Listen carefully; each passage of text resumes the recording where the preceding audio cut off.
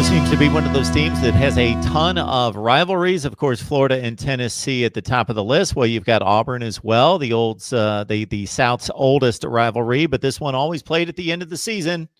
Georgia Tech on tap for Saturday. We got Palmer Thoms on the line from Dogs 247 Sports to help us break down the Bulldogs' quest to enter Atlanta unscathed to the SEC championship game, and of course beyond if they can beat LSU. Palmer, how you doing tonight? Doing great. I know Georgia's ambitions are to play, this game in Atlanta on Saturday, another game in Atlanta the week after against LSU in the ACC championship. And then, if everything goes their way, hopefully for them, they'll be playing in Atlanta in the Peach Bowl college football playoff semifinal. So I know Georgia fans, Georgia players are looking forward to Saturday's matchup against the Yellow Jackets, and could be the first of 3 straight games in Atlanta. Sometimes you hear about situations like this in which a coach will try to send a certain message to his team, whether that be positive or negative. In this case, the thing that ran through my mind was, book the same hotel for the next month. Just say, we're going to be there. We're going to book the hotel. We're coming back. Of course, last weekend's effort against Texas A&M, they gutted out the win. They played outstanding defense in limiting the Aggies to 1 touchdown. And again, the rush defense especially was stout. But of course, the offense only produced 260 yards. And your assessment of Georgia's performance against the Texas A&M team that it's a very good team. They're not elite. They're losing to those kind of teams. They're probably going to finish 7-5 because they get belted with another portion of their brutal schedule this week with LSU, but a 19-13 win. Yeah, like you said, A&M's a great team. They'll likely finish with the regular season with 5 losses, but you look at who those came to, assuming they lose Saturday or I guess that game's Friday or Saturday. I believe the Saturday game.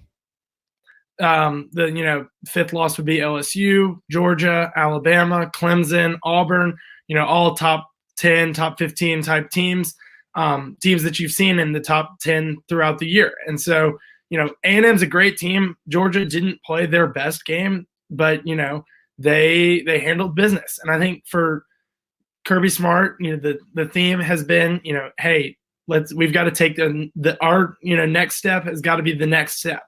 And, what's next for us is, taking that next step against A&M this past week was the case. And, this week it's Georgia Tech. And so I think it doesn't have to be pretty for Georgia. It's one of those scenarios where they know win and we're in, lose and we're probably out. And so it becomes a win or go home situation. And, I think that certainly showed Saturday against A&M. Like you said, offense was, stagnant at times. Jake Fromm missed some throws. It wasn't the best of weather, but I wouldn't put the offensive performance on the weather, say like you would have earlier this season against Kentucky when it was a monsoon. It was rainy, but it was not, it was a light rain. Wasn't the best of weather. You saw Jake Fromm wearing a glove on his throwing hand at times, took it off later in the game. And so, a little bit of indecisiveness there. I think, like you said, Georgia's offense didn't play great, but the defense, did a really great job of handling, Kellen Mond and that offense. And, credit to A&M for sticking around with Georgia, and credit to Georgia for pulling it out. Talking Georgia football with the Yellow Jackets up ahead for the Bulldogs. Palmer Thoms on the line from Dogs 247 Sports. This is, of course, Mark Rogers TV, the voice of college football. Lock it in right here. Like, comment, share the videos, and subscribe. If you've not caught us in the past, I invite you to look at the videos and see that we cover college football like nobody else. Palmer, when you look at this Georgia Tech team, obviously this is a game that flat out Georgia has to win. They should win. They should win decisively. They're a 28.5-point favorite. Jeff Collins has done some good things with this team already, even though they're only 3-8. They're showing a little bit of life. He's trying to transform that triple option attack personnel on a roster to what he can do with them. And it's kind of strange. I caught just a few plays of the NC State game last week. And of course, they've transformed their offense, but at the same time, they've got so many players that are capable of running that. They still throw it in there once in a while just to keep the defense off balance. And because those players know how to run it, so they'll throw you an option every so often, and the quarterback's 8 yards downfield, and he's still flipping the pitch to the sideline for the running back. So it's kind of interesting to see. And they had a really good effort this last time out against a pretty bad NC State team, but they seem to be getting better. Before we get to this specific matchup, and again, talk Georgia football in regards to what you need to see heading against LSU, what distinguishes this rivalry? You got so many rivalries. I mentioned this off the top. Tennessee, Auburn, and Florida are paramount. I don't know, out of those three, which one you would deem to be the most heated or the biggest in the fans' mind. Where does this rank, and what? This is obviously in state, so it's different. Right, and you're right about that it's in-state. Looking at those other three rivalries, you've got the unique factor of neutral site against, Florida, an interdivision game between, Florida and Georgia. Same case with Florida or Georgia and Tennessee, and then you've just got a traditional rivalry against Auburn.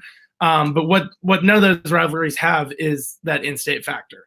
It hasn't been the case in the past with Georgia and Georgia Tech running two completely different style of offenses. But, these are teams that, run into each other on the recruiting trail. Everyone, with Georgia being such great high school football and stuff, you're going to see Jeff Collins and Kirby Smart kind of hitting the same guys in recruiting.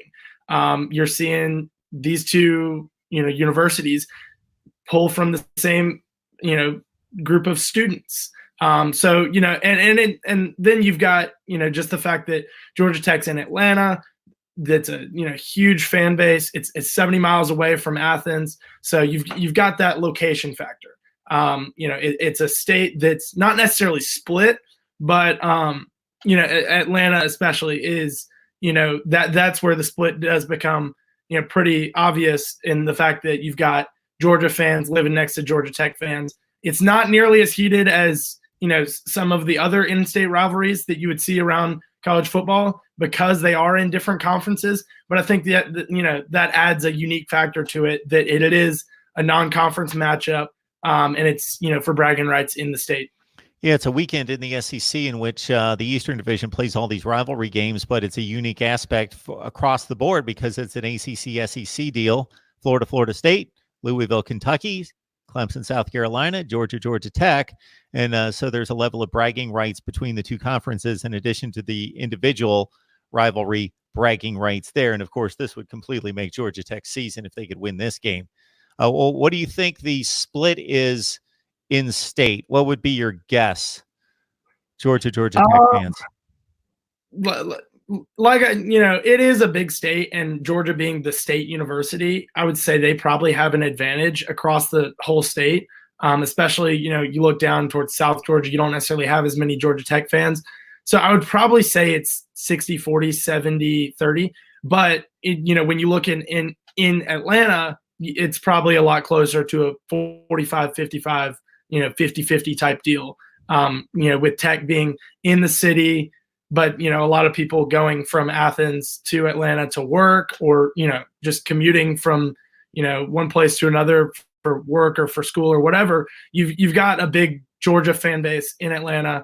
I think you'll see that Saturday at the game, but I do know that Tech has raised the ticket price, and I saw somewhere that Tech did an interesting sort of ticket package where they were raising the price of their season opener that they had against Clemson. They're raising the price for the tickets for the game against Georgia, and then lowering the price for some of the other games to try and promote fan base coming out. But like I said, you're gonna see a pretty fair showing from Georgia fans in Atlanta on Saturday. When I think Georgia Tech football in regards to how good they are, typically I just 7-5 pops in my head. It just seems like if we looked at the last 25 years, they'd have more 7-5 seasons than anything else. Obviously, they're down right now, this particular edition after Paul Johnson left. But I got to think that so the stadium life, the intimidation factor there at the stadium is very minimal. Obviously, this is going to be more of a rabid setting, than any other game they're going to have this year. They're going to bring it for this one game. Now, of course, based on what Georgia sees on a regular basis in the SEC, it's not going to be anything daunting for them. But I got to think that Georgia Tech's going to bring the home field advantage as much as they possibly can. Yeah, I mean, especially with it being senior day for some of those Tech players, it hasn't been the best of times for them, especially the past couple of seasons. But, any fan base is going to, try and show out for their seniors, especially, when it comes to a rivalry game like this that you're seeing every year, a traditional rivalry. They call it clean old-fashioned hate for a reason. It's it's an interesting rivalry, and it's one that, Kirby Smart, mentioned from his playing days. I believe he went 3-1 versus Tech, but I do know that, he remembers being, feeling really upset after losing to Tech in his final game at Sanford Stadium. He said he was really glad that he got into coaching at Georgia. Otherwise, that would have been one of his last memories in, Athens. So it's a rivalry that goes back. It's really traditional. With Georgia scheduling, all these marquee Power 5 opponents, Ohio State, Oklahoma, Clemson, blah, blah, blah, blah, blah.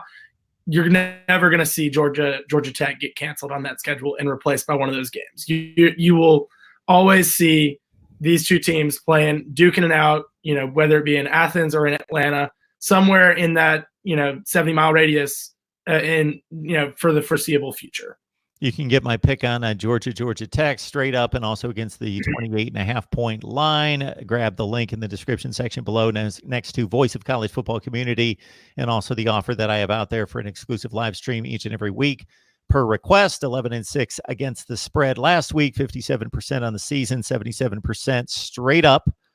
And also, Christmas is coming, folks. Shop Amazon. Grab the link in the description section below. You help us build the channel. It's the same shopping experience, so you might as well do that and help us continue to bring on guests like Palmer Toms from Dogs 247 Sports and keep the channel alive and thriving. So whether Georgia wins this game 52-14 or they slop around and it's 34-20, I can't imagine that it's sure, there have been upsets this year. Of course, there have been a slew full of 20-plus point underdogs winning, more so than I can remember. But still, I just can't fathom a scenario in which they let this one get away for 60 minutes. Even if it's a 13-10 game in the third quarter, they're going to take care of business. So that being said, Palmer, what do you want to see out of the Dogs that's going to make you feel better about seeing LSU the next week?